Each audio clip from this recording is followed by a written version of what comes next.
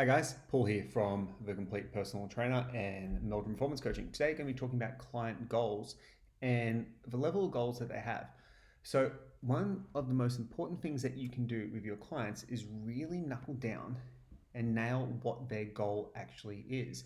Because a lot of clients will set goals that are above what they actually mean, what they actually want to achieve.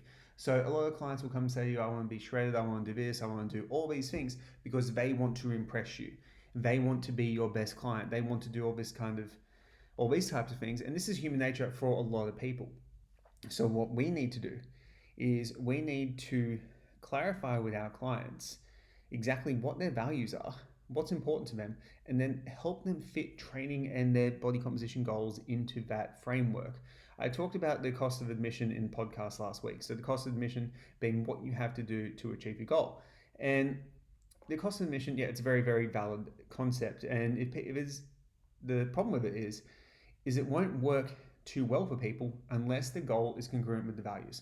So, for example, someone has an extreme body composition goal, and their values are their social life, eating out, having fun with friends, and being able to relax and have a freedom in their schedule. Then a really elite body composition goal doesn't really fit into those values. So by doing that goal, they're going to be in a constant like struggle back and forth to actually achieve anything because they don't want to please the person that have set the goal. They're going to try and set something that they can't do.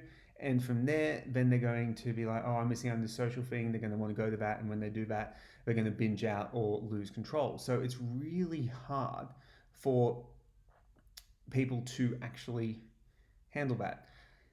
Instead, what we do is we find out what someone's goals are and then we fit training to that. So if someone's goal is to do that, we want to do training to get them in the body composition that is more realistic for them. So rather than like 8-pack abs, totally shredded, see their pancreas secrete insulin when they eat carbs, it may be getting down to say 12% body fat, building a bit of muscle and doing it in a very, in a slower fashion, which means it can account for their social life and doesn't really impact on that as well. One of the things that trainers are guilty of, and I've been guilty of it in the past, is using our clients' goals and basing them off the framework of our own unique values.